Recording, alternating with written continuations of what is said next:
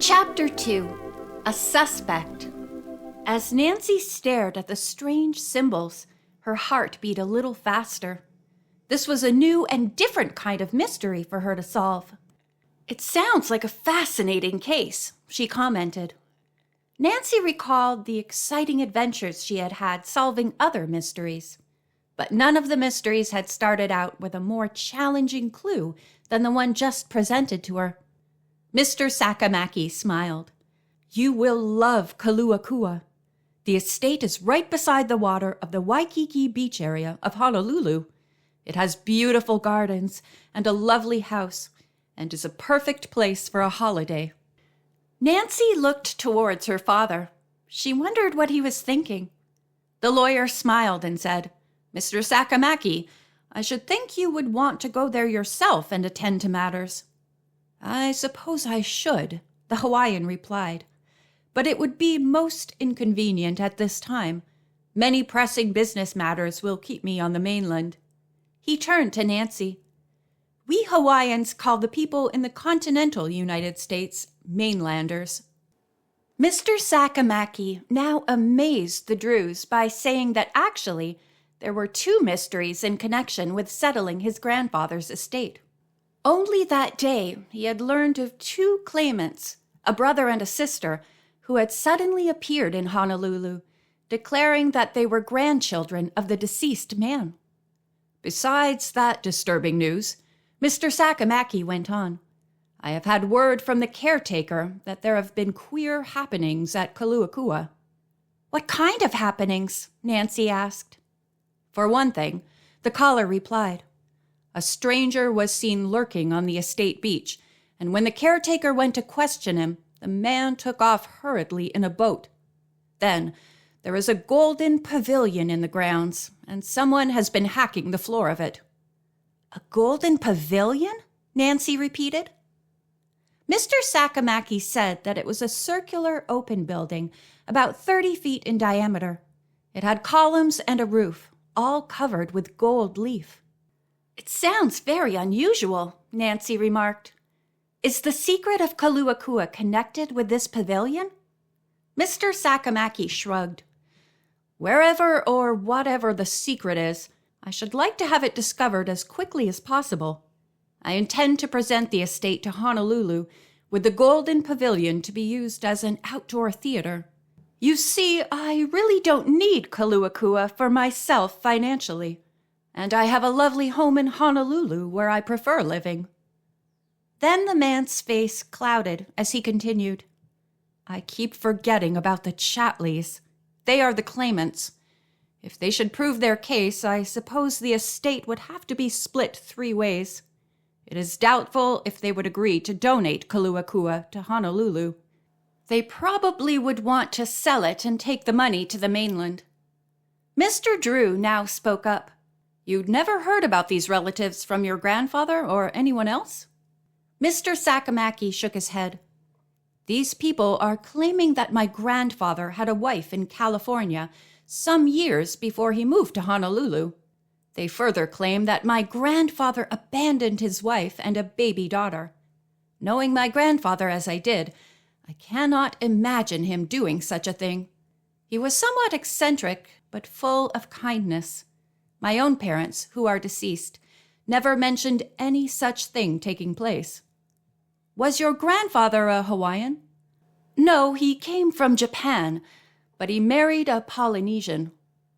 Mr. Sakamaki told the Drews that the claimants' full names were Roy Chatley and his married sister, Janet Chatley Lee. Both were about 45 years of age. "As I said, I have never seen them nor heard of them before," Mr. Sakamaki continued. "I had come to your father, Nancy, to ask him to help me settle the estate before this complication arose. I've just received a letter about the Chatleys from the bank in Honolulu, which is acting as executor.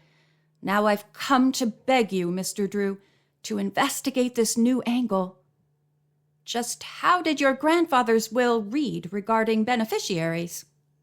"It stated simply that everything was left to any living grandchildren," Mr. Sakamaki replied.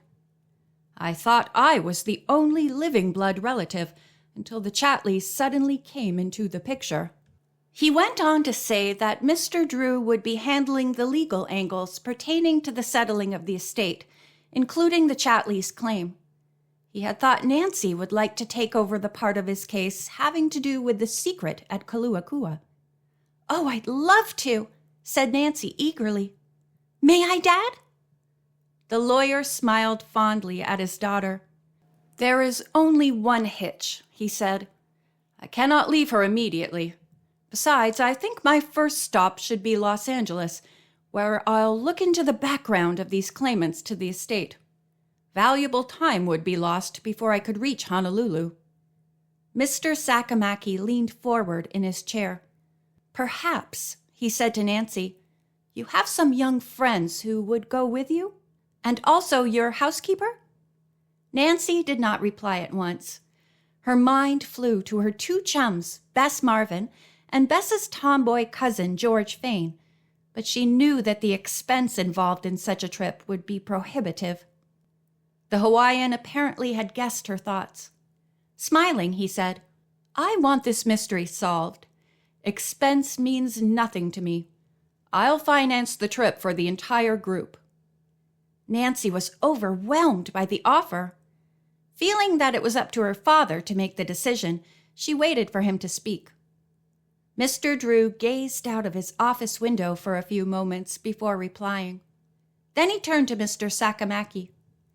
"I will consent to all of this on one condition. The expense involved will be my fee."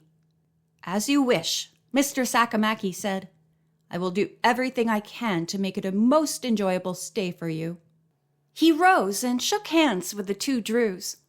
"You have made me very happy," he added, "and I will leave you now to make your own plans. I will be in touch with you soon." Bowing slightly, he left the office. At once, Nancy went over to her father and threw her arms about his neck. "It sounds marvelous, doesn't it? Almost like a dream. I can hardly believe it." Her father agreed and said he hoped that Bess and George would be able to go with Nancy, as well as Hannah Gruen. "I'll make arrangements for you all to fly to Honolulu as soon as you let me know if the girls can go." He suddenly noticed that his daughter's smile had faded. Her expression was tense and she was staring out the window. "What's the matter?" the lawyer asked her. Nancy pointed, and her father turned to look in that direction. On the rooftop of a nearby office building, a man was opening a collapsible ladder. As the Drews watched, he placed it against a window of the adjoining building. "He may be the thief who got into our house last night," Nancy cried out. "It looks like the same kind of ladder." Instantly, Mr. Drew turned to his telephone. He put in a call to a lawyer he knew who occupied the office where the open window was.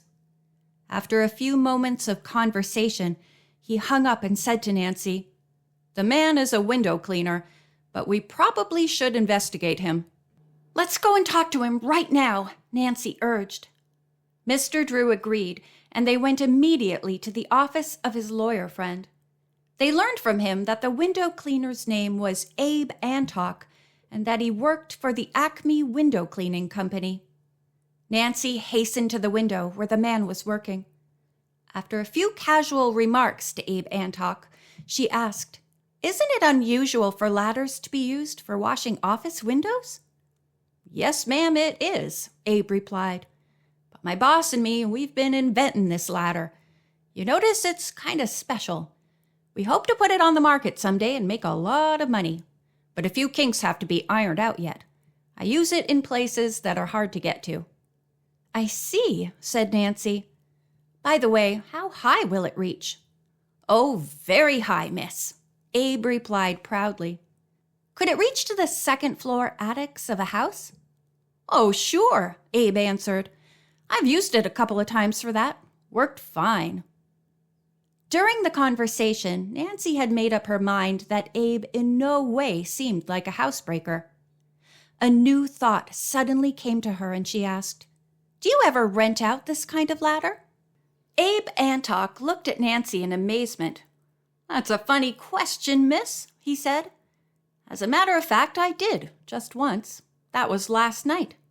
What did the person who rented the ladder want to do with it? Nancy asked quickly.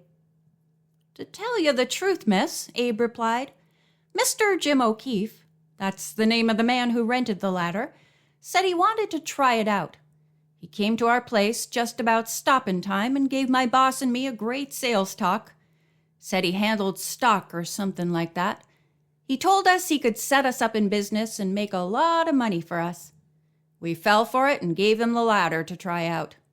Where is Jim O'Keefe now? Nancy inquired eagerly. Abe Antock's face took on a sour look. My boss and me sure had the wool pulled over our eyes. We found the ladder at the back of the shop this morning. When we didn't hear nothing from O'Keefe, my boss called the hotel where he was staying. He'd skipped out without paying his bill. That's very interesting, said Nancy. What did this man look like? Abe described Jim O'Keefe as being of medium height, dark, slender, and with thinning hair. Did he have any outstanding characteristics by which you could identify him? Nancy inquired. Abe thought for a moment. Then he answered, Yes, he did. O'Keefe drummed on my boss's desk with his fingers. Then he raised up 2 forefingers and put the tips of them together. Kind of a funny thing to do, wasn't it? Nancy agreed. She thanked Abe for answering her questions, then hurried over to her father, who was conversing with his lawyer friend. I have a wonderful clue to our thief, she said excitedly, then told the 2 men about Jim O'Keefe. Mr. Drew asked permission to use the phone and called the police. Captain McGinnis thanked him for the new clue and said he would get in touch with the lawyer as soon as he had any news. Nancy and her father returned to Mr. Drew's office. For several minutes they discussed the mystery, Kaluakua and its secret, the strange claimants to the Sakamaki estate, the burglar, and the proposed trip to Honolulu. Suddenly Nancy chuckled softly. You know, Dad, there's one thing I haven't told you. Certain friends of Bess, George, and myself are going on a chartered plane trip from Emerson College to Honolulu when their vacation begins. You mean Ned Nickerson, Bert Eddleton, and Dave Evans? Her father asked. That's right, Dad. We'll have a whole fleet of mainland detectives to solve the Kaluakua mystery. End of Chapter 2.